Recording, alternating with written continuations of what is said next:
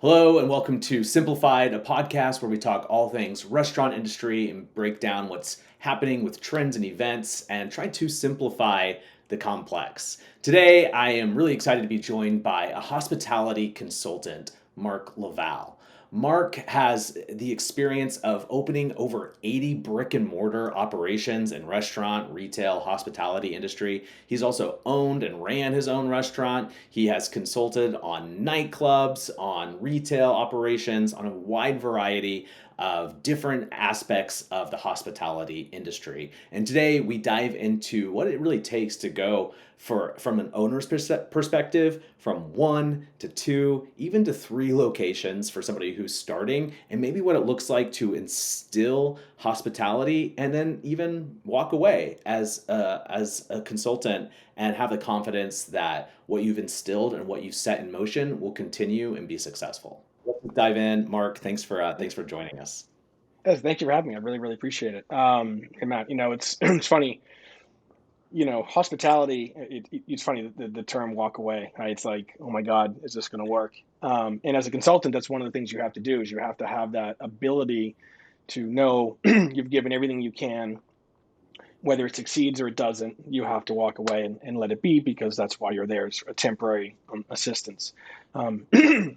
Recently, since we last spoke, and I started working, collaborating with someone I worked with a long time ago, um, and we're going to be focusing more on larger scale developments, almost like new malls where we'd be handling all the food and beverage programming, whether it's the food courts and any additional programming that can go on without in the establishment. And one of the things we both agreed on is we love all aspects of our business, but the day to day is one of the things that as we get older, we're learning it's okay to walk away from and not getting that phone call about the drain that's clogged or a piece of equipment that's broken and things along those lines. So we'll Absolutely. dive in now on how we make that happen, right? Because at the end of the day is what is the success in regards to that? And at the end of the day, listen, I've said before, hospitality is considered an industry, and I've always considered it for a very long time, even subconsciously a way of life. I mean, as a kid, as growing up in an Italian household, every holiday season was filled with 80 plus people bringing in food. Everyone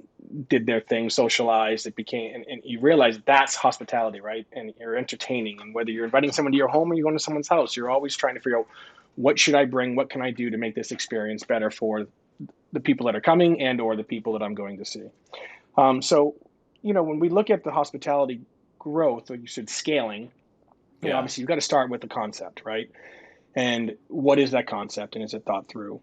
So if I'm ever hired, I always speak to the owner and have them tell me their vision, expectations, beliefs. And you need to make sure that they're rooted in success, because sometimes everything I can guarantee you everything in our head is a lot better than ends up on paper or than in functioning. No matter how many times I've done this, you try to walk through every scenario the best you can. And through experience, you obviously learn a lot of the ins and outs, but nothing is ever as it is the second that you open the doors to the public. The Right. customers can be different.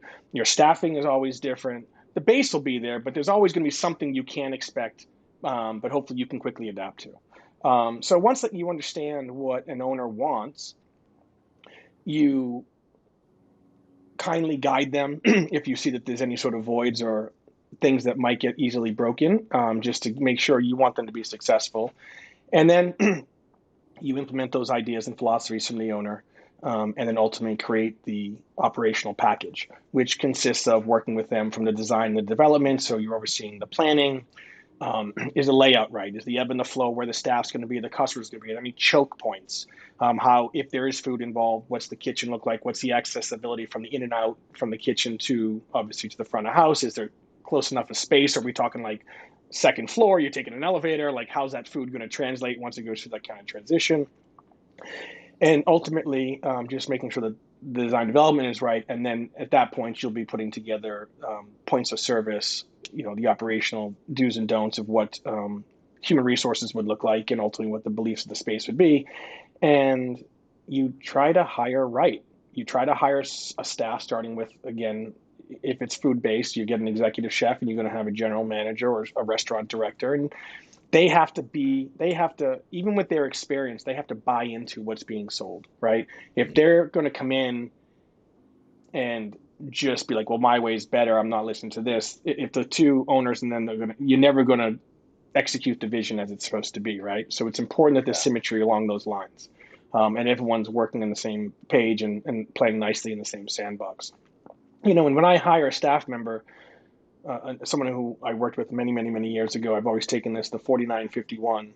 51% is what the human being is bringing to the table from their personality, their intelligence, their communication skills, and of course their experience. The other 49% is our responsibility to give them those tools of what our belief systems are and what we want executed. And you marry those two, you get 100%.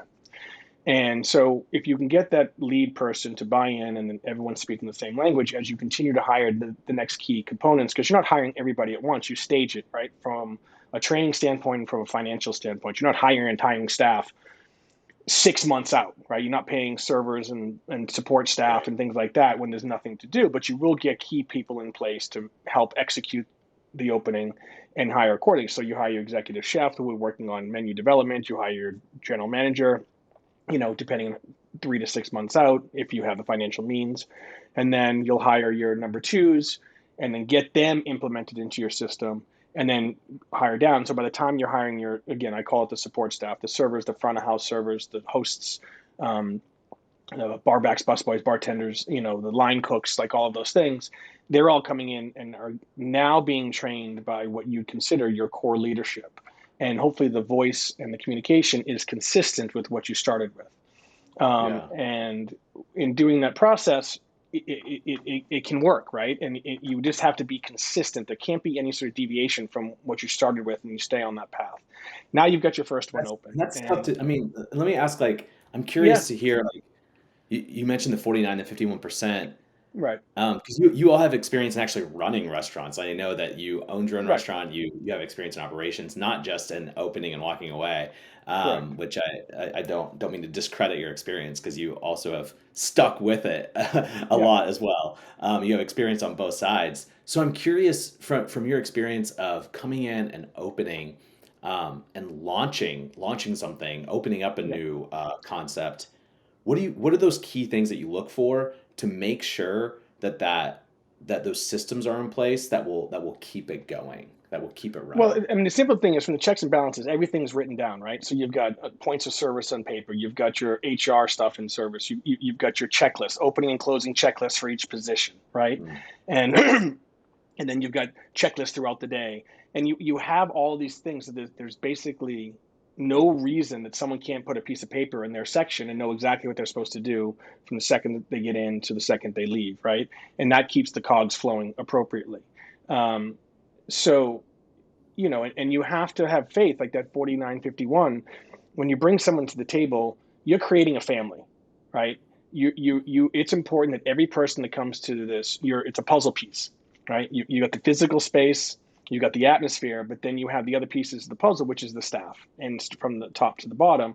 And how do they all work, right? So you have to have balance in all aspects. So there's kind of like it becomes a full support system. Now, ideally you want everyone to be strengths in their exact thing, but someone might have a great personality that has a little less experience on in their particular position, but you feel with a little bit of training they're going to get that experience. But they have such a great personality, they're bringing so much great energy to the table that it's good to bring that into the mix. And then you've got your experienced senior people that you know are that years and years of experience. Kind of, it's just they've got the clock, they've got the steps, they do their thing, and you balance that, and it creates this perfect package. It's not ideal, it doesn't work all the time, but you are creating kind of like this symmetry where everyone is there to support each other, and then of course led by the ownership, and then of course the upper onslaught of management. um, so if you have the proper training time and you have these documentations that can be handed out and shown at any time. And as long as we stick things, like when you walk in as a manager, what are you looking for? Did the night cleaners do their job? Right? Is the restaurant set up? Did everyone do the side work? Are the silverware on the table? Like, it's your job to know what everybody else's position is exactly supposed to be and when they're supposed to do it. And you keep on top of that.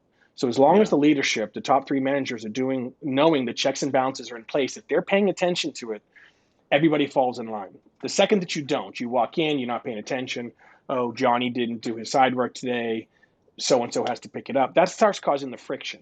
At the end of the Yeah. day, my experience, and again, there's never an exact amount, but a very high percentage, most employees want a very clean, very structured, very safe place to work where they can come in, come out, and make money. Right? That's Yeah. it. They don't necessarily do want to create that work relationship or friendship, and that will happen, especially in the hospitality business, because that's what we are, right? We're hospitable, right? So in theory, as long as the Yeah. staff's getting along and friendly, that shows to the customers. But everybody just wants, they want to walk into their lane, get their job done, and leave. They don't want to be like, have to pick up someone else's slack, and listen, people have things that happen in their personal lives. You do your best to recognize that. And even, with today's world after COVID, I think people are more conscious of mental health and someone's focus in the day. And sometimes someone's better off not coming in because their head's not in the game. And all they're going to do is bring sort of a sour taste and not do their job appropriately. And it's not just the staff that gets affected, it's ultimately the customers, which you don't want to do. So it's important that leadership is always on those aspects. And if you have those checks and balances and they're paid to, literally paid attention to, 8 o'clock bathroom check, 8:30, who did it? Like, if you're paying attention to those little things, staff knows you're paying attention, they rise up. It's kind of, I use sports, I always like to use sports analogies. It's like, if you're the number one team in the league, right, and you're undefeated, and you're playing the number two team in the league, you're going to prepare and you're going to come in and you're going to give the best game possible. And everyone's gunning for you because you're the number one team in the league. But my experience is when you're playing the fourth, fifth, or sixth place in the league, and you're the number one team, you back off a little bit. Like, this should be an easier game. I'm not ahead, and Yeah. that's when you're like, oh my god, this is really, really tough. I'm either going to lose or we're going to tie or we're just going to really win because you didn't take it seriously. So when you take every single game and every single detail is serious every time you enter the field or enter to the restaurant or enter to the bar, it just keeps things. It's just real simple because we're not rocket scientists. We're ultimately executing a vision and food and beverage and taking care of clients when they come in. And all they want is personable service. They want cleanliness for sure. That's probably the first thing they want, is cleanliness, and then Yeah. personal service. And at the end of the day, what you in our business, we can't control quality of food that comes in. One day you might get an order of salad that's wilted or gross or bitter. You can't control that. But during the tasting testing before it goes out, you're not going to serve it. That could change things. But Yeah. if a bad meal happens to come out of the kitchen, someone asks for a piece of meat medium well and it comes in medium rare, you can fix that problem by the server being on it, friendly, apologetic, and just feel the plight of the customer.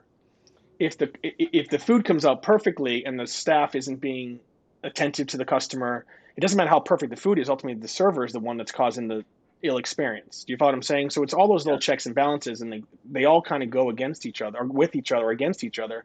But if we pay attention to the checks and balances, the do's and don'ts, and management is on the floor, their heads on a swivel, they're paying attention to all the people, not just the customers, but their staff, who's doing what, are they in a good mood, and checking in. And when you show presence and you show attention to detail, everybody else raises their game, and it becomes a very easy, smooth operation to run. And you, as a Yeah. united front, can deal with unruly customers, right? Or, oh my God, the bathroom got clogged. What are we going to do? Okay, well, everything else is in place. What do we do? All right, we'll send an attendant. They'll sit outside the woman's room. We'll just monitor, whatever it might be. There's always things you can do. If everything else is in place, little things that pop up, which they always do, can be addressed accordingly and easily because everything else is where it's supposed to be. Does that make sense? It does. And does it Yeah. answer your question? I I have another question for you on the manager. Yeah, Because I mean, installing those checklists for like support staff and frontline employees, like it makes sense because it's sort of like, right. hey, here's the thing you need to do. For the manager, it's kind of a different story, right? Like making sure that a manager is in place that will carry out a vision and will be successful and will keep it going. Right. Actually, Right. okay, actually, quick aside, I have a story I want to tell you because you said Yeah, something okay. about you said this isn't rocket science. I worked Right. at a bar once and had a bar manager who was like typical bad bar manager. He was like the stereotype of a bad bar manager who like he couldn't teach. He could only chastise. It felt like. Right. And Right. one time we were doing a shift meeting and he was showing us how to. He was saying he wanted everything in the dining room to be uniform. Understandably, he Right. wanted the salt, Makes pepper sense. shakers the Right. same, the Right. the sugars the same. And he said, guys, this isn't rocket surgery. Yeah, yeah, there you go. As you Right, said earlier, it's not rocket science, and that right, became right, like the thing that we said for like the next year. And that guy eventually got right. fired for like doing cocaine And or that something. and that's But like, right, yeah. but but I always think about. It. But anyways, so if you have a bar manager, if you have a manager of a restaurant, a general manager, what do they need from the get go to be Well, successful beyond just right. a So checklist? yeah, so forgetting the checklist, obviously they need to have experience. Like when you sit down and interview them, you're asking them questions, their day to days. Like what have they done in their previous jobs? You obviously have their resume and you're gonna ask questions. Explain to me what your opening looked like, what your opening day looked like on a Monday or Tuesday. And just ask them what their routines look like regularly, because then that will give you a better idea of how organized and structured they work. Because as a general manager, you've got bank runs. How often a week is that happening, right?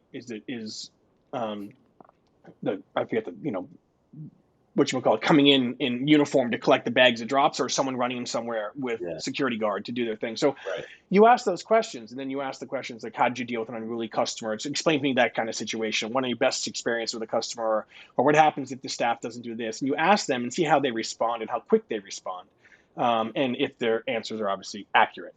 So but what I would do is, so when I get hired, what I do is I have, at the end of the day, whether you're at a chain restaurant or you're at a little bit of a higher end restaurant, the basics are almost the same, right? We're buying food, we're cooking food, we're making drinks. Now the quality of the stuff might be different, the presentations might be different, but the basis, the roots of what a restaurant is similar, and no matter what you're doing. And so our checklists, our things like that, we kind of know what a barback's checklist is roughly going to look like, and you tweak it for each location because their ice machine might be in a different place or things might be set up differently. So you do that. But what I would do is I would have my basic, and then I would sit with the general manager. I would sit with the bar managers. Okay, let's go through Yeah, these side worksheets. I want you to pretend you're this position, take this list, and tell me what's missing or what needs to be added or what should be removed. And that gets them to own it, right? So it's not like right. I'm handing it to them and say regurgitate. I'm making them part of the process. That proves to me they know what they're doing, right? Okay, because I'll walk through it and say, okay, explain it to me. Like, give me the list. I'm gonna go open as this position now, based on what you just did, and I'm gonna follow to a T. Did it work? Yeah, I don't know. I remember in third grade, I had a teacher, Miss Ellsworth, that gave us a class project, and there were two things that were funny. One was an April Fool's joke, which was she gave us a test, right, 3 or 4 pages long, and it said the first sentence of just it said read the instructions and then go, and it said make sure you read through the entire test before you do anything, kind of thing. And we all went through and we raced to see who got done first, and we handed it in, and she goes, "You all failed." The first line said read through the entire test before you do anything. And the men read, and the last question was April Fool's, glad you didn't do anything, right? So the point was read the details. And the second thing she had us do yeah, was create a project where you had to bring something in to present to your classmates with detailed instructions on how to execute what you wanted them to do. And everyone yeah. failed because you assume they're going to, oh, you should know that. Like, take the bread out of the bag. Well, did you tell them to undo the tie? Right, right. Well, no, but who doesn't know that? It's not the point. It's a detailed, and it's better to be more detailed than less, right? Yeah, Because you can't assume every single person is going to know what you know.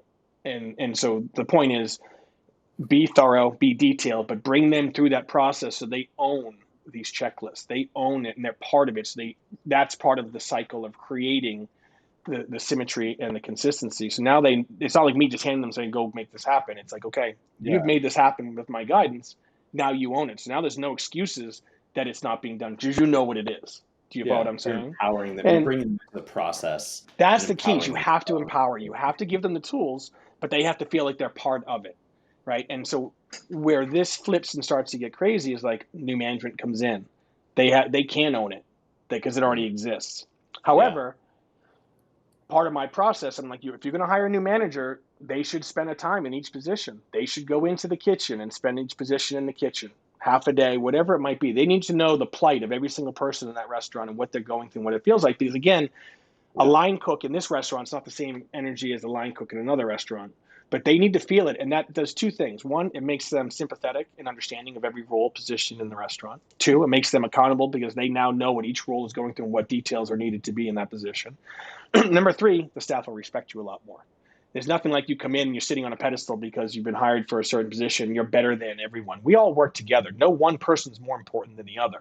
Now, yes, the yeah, leaders have to lead, But if a leader is there and staff's constantly calling in because they're sick or they don't want to be there because they don't like this manager, well, that person can't lead because now they've got to find someone to fill that position and or find ways to fill that position in that shift. And so everything gets adjusted. So if there's respect all the way up and all the way down, and everyone understands these checklists and balances, it just, the ball keeps on rolling. Everyone just wants a simple job. They want to come in and life to be as simple as possible, and there wants to be consistency. There wants to be accountability. That is the key thing. So if someone is slacking off, it's your responsibility as a leader to say, okay, well, I watched this today. What's happening? This is our verbal warning. Let's, blah, blah, blah. Do you have the tools you need? Because 9 times out of 10, Yeah. it's not having the tools they need. Great. Here's the tools. This happens again. We've got to write you up. It happens again. There's going to be further disciplinary action. But accountability from owners, from the management down, that's how people stay in place and love this.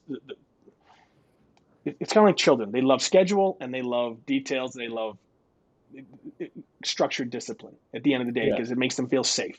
And everybody wants Yeah. to feel safe. That's it. And if you can get everyone to buy in, and every manager, listen, have you had duds that look great on paper, then all of a sudden they get into the weeds and you're like, oh my God, they can't handle pressure?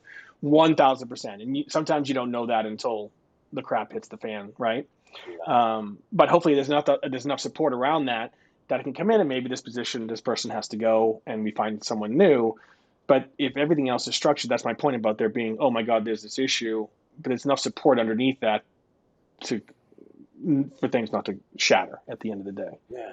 And I love the idea that like the tool helps bring a little bit of safety and even in that accountability too, because then the manager doesn't have to say, well, you're doing it wrong, or the manager doesn't have to come down on somebody to be like, hey, we have this tool and it's right Right, here in front of us. And they can right, use the tool as a way to facilitate like a meaningful conversation or to support the staff right, actually, right, and right, not have to be the bad guy, but it's like, hey, it's the tool. right.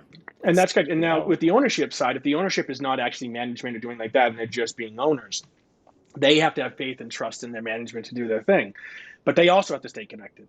They need to go in every once in a while and just check in, say hi. And the idea is if they think something is askew or slightly off, it's not the ownership's responsibility to go talk to the hostess or the bartender to fix it. They go to the GM and they say, yeah, "Listen, I saw this. Is this right?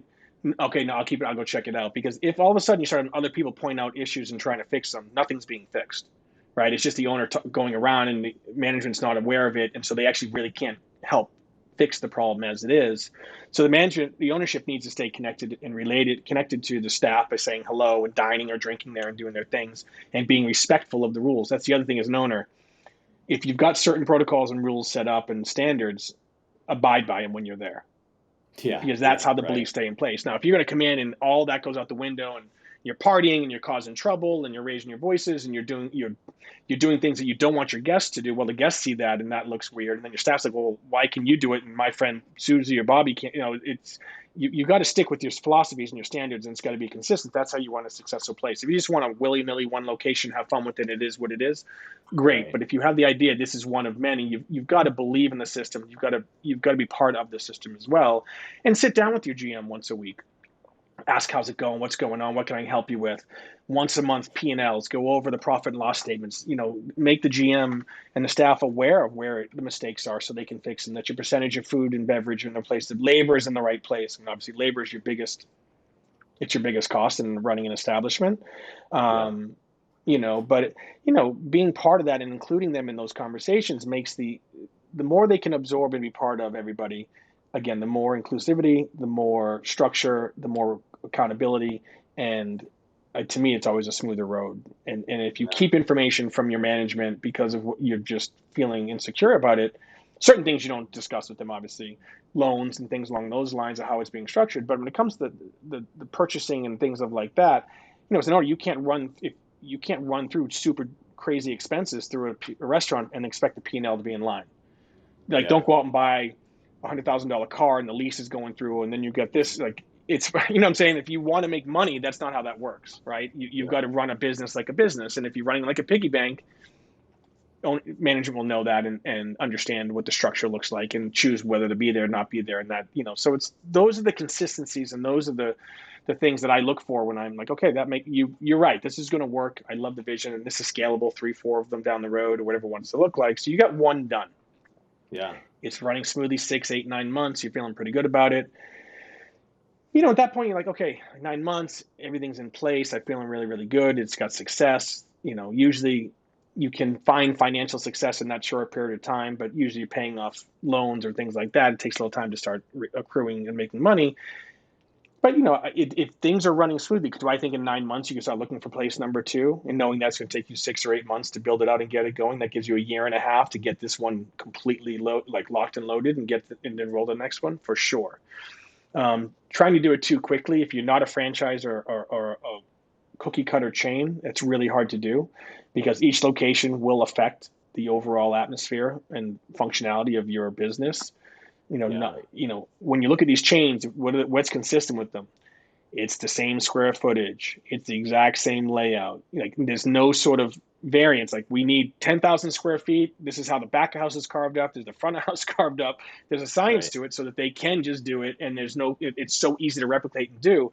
But that's usually not happening in a situation where you're running a mom and pop brick and mortar because you just don't have that ability to get that perfect space. You're always looking for, a good location, and a good Yeah. location might not have the perfect space. And then you're okay. Well, my kitchen not exactly. I'm running out of back of house space, so forth and so on. So you want to give yourself time to get the first one really comfortable. And there is no specific timeline. I always like give yourself a year and a half, maybe two, just really get it in there and understand, your customer, right? And understand that aspect of it. And then you can start looking at number two. And by that point, your team hopefully is still in place and they can Yeah. assist you at looking at the new location. There's accountability and ownership aspect of it. Oh, I see Amazing. this. The kitchen feels good. The kitchen manager is like, or the kitchen executive chef's like, oh, this space works.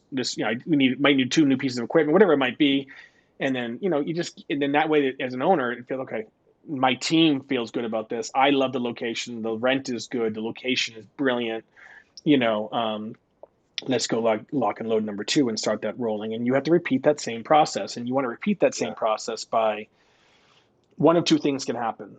Um, you utilize the team that you have to help implement the same programming into the second location. Maybe the director rolls in and oversees both, or rolls into the new one. The second manager rolls up, and now you're creating a dual team. Because the idea is you want to kind of continuously work within, because again, assuming everyone's there, it just creates a better unity, better strength, and controls your vision rather than trying to bring too many new leaders in and trying to replicate that with all new leadership. That's Yeah. always hard to do. Especially when you're running one and trying to replicate the same thing with all brand new people, that's a very challenging thing to do. You want to be able to Great. utilize Great. your existing staff, and you could bring the lead bartender over and they can work a couple shifts. You know what I'm saying? So all of a sudden now you Yeah. just basically, and then hire a few new people. That's not going to disrupt too much to this. And you've got the ability to have people that are within your brand, within the experience, working in the new location, and ultimately there's symmetry there. And you don't dilute one to make another one work. You just cherry pick a couple pieces so that there's stability in both, and then get and follow same set standards and same rules, same the way the open. Do the new one. Always Yeah. give yourself enough time for training. That's always the most challenging parts of my experience. There's two things that I always experience. Money always becomes in play because you never think you never have enough, right? Yeah. And you need to have enough not just to build out and get open, but to run for 6 months, to pay your labor, to pay your rents, and do all those things because you need to build up your cash flow. Number two is back of house space. There's always seems to be, you don't make money in storage. However, Yeah. you need to have functionality in back of house. That's really, really important to have proper organization, structure, where everything goes so that it's easy to get to and staff feels safe. And the other thing is training, knowing that you need to have enough time. I know you ran late on construction, there was delays on the permits, you want to get the doors open, but if your team doesn't feel safe and comfortable and ready to go, it's actually more detrimental in the long run than waiting another few days and get the training in and then open. Swallow Yeah. the pill. I always like to say what costs you 10 cents today is going to cost you $10 tomorrow. Spend the 10 cents today. Right? Because the worst that happens is you get a whole staff in and trained and you rushed it and it's uncomfortable. You didn't do it like the first one. People will leave. If they don't feel safe and comfortable, it doesn't feel like a fun environment, they're going to walk away. And now you're in trouble because now you got to replace your staff and start training all over again while you're still serving customers. And that's when the disconnect and everything starts to break down. Allow yourself enough time. Have faith in the training process and the build up process and all of those things. Give yourself those flexibility and window, and that's where the cash flow comes in. All right, so it's another couple of days. Is it really a big deal? Try not to Yeah. open on weekends. I mean, you don't want to open on a Thursday, Friday, or Saturday night. Give yourself the Monday and Tuesday. Right. It's a slow day. Invite people in. Just let everything kind of work, do its thing in a live motion. Don't overburden your staff at that. And then once you get number two, I hate to say not three is easy, but it really starts to become a lot easier. Your Yeah. purchasing power gets easier. You've got a larger staff that you can pull from. You've got more cash flow coming through. There's a lot more stability going into number three, and it just becomes a little bit easier rolling out. And the only other suggestion I have with rolling things out, which I always tell everyone, stay in your own backyard. Meaning don't have a property here in LA and think you're going to open one in New York and it's going to be easy. You have no staff there, you've got no relationships there, and it's going by coastal is very difficult. So if you open somewhere in West Hollywood, could you end up in like a Santa Monica for your number two? Perfect. You're in the same town, different Right. zip codes. And in LA, it's so spread out, but it's manageable. Once you start having to get in a car and travel for hours or get in a plane, that's a whole other type of expansion, and you Yeah. need to have a proper infrastructure for that because you can't pay attention to both coasts. And I know this because I've opened up, with one company. We were the largest nightlife company in the world. We had 45 bars and restaurants around the world, and we started simple. There was New York, Miami, and then there was LA, and then we went back to New York, then we hit Chicago. But at that time, we had some infrastructure, and they had some experience in opening things, so it made it easier. And as we continued to grow, then you got 4 or 5 locations in New York, and we had someone in Chicago. Great. Can we have a regional manager in New York that could pop in now every once in a while to Chicago to check on it and be around there and help support because you have the infrastructure to do that? It makes that manager feel like a superstar, that they're part of the corporate team and they're traveling now for us. And it's just that's how you build up, you build the leadership, but you also build accountability, and you build loyalty, right? That's the big thing, is you want Yeah. to create that loyalty and make people feel like that, I'm part of this ownership, I'm part of this structure, and I'm helping them grow, and that feels really good. And most people want to learn. At the end of the day, there's very few restaurants that, some of the hopper onto the larger big name chefs, yes, you're in there for life and you've got yourself into next level kind of, but most mom and pops, the managers you have aren't for life, right? Yeah. They're a short-term person. That person, what are they looking to do? They're looking to get more experience, whether they want to open their own place or they want to go on to this next level, run a hotel or do something, food and beverage in a hotel development or something along those lines. They want to get experience, they want to make money, and they want to do that social thing.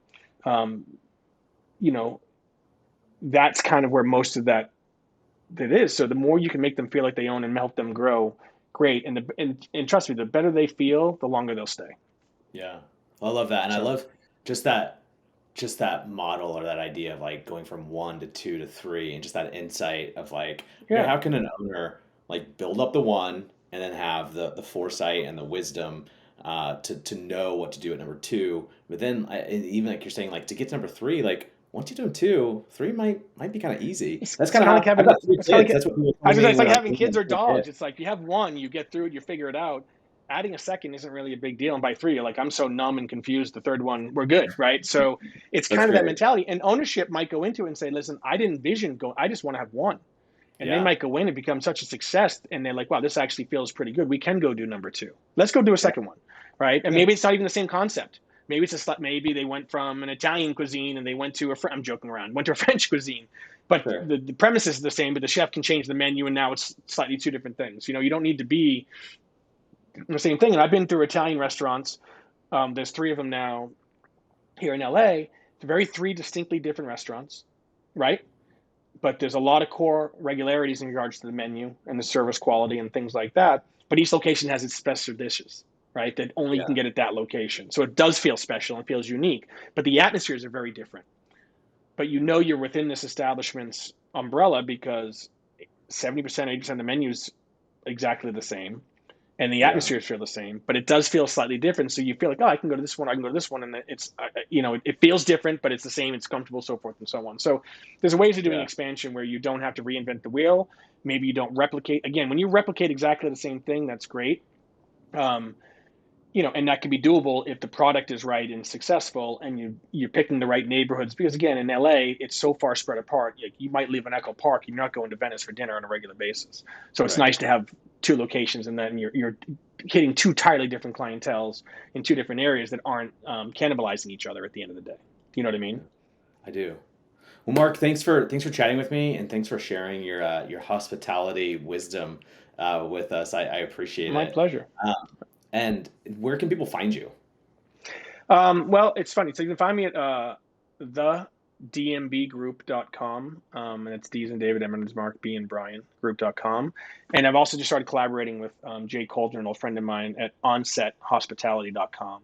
So you can find Great. me at either of those sites and everything else, and all the information you need to contact me is there. But it's been a pleasure today, Matt. Thank you. Hopefully, my information and insights were valuable and clear and Yeah. precise. I love this business. We've obviously been through the ringer like everybody else, and we're really coming around as an industry. I think we're finally getting back to some normalcy from after all of this pandemic stuff, and that's from Yeah. food prices coming regular, and staffing becoming more comfortable in a social environment, because that's the biggest aspect. We were removed from the social environment for 2 years, and that does make a big difference mentally for a lot of Yeah. people. And so it's nice to see things back. But I'm very glad to do this, and it's a pleasure to meet you. Yeah. Thanks, man. I really appreciate it. All right, thank you very much. Goodbye.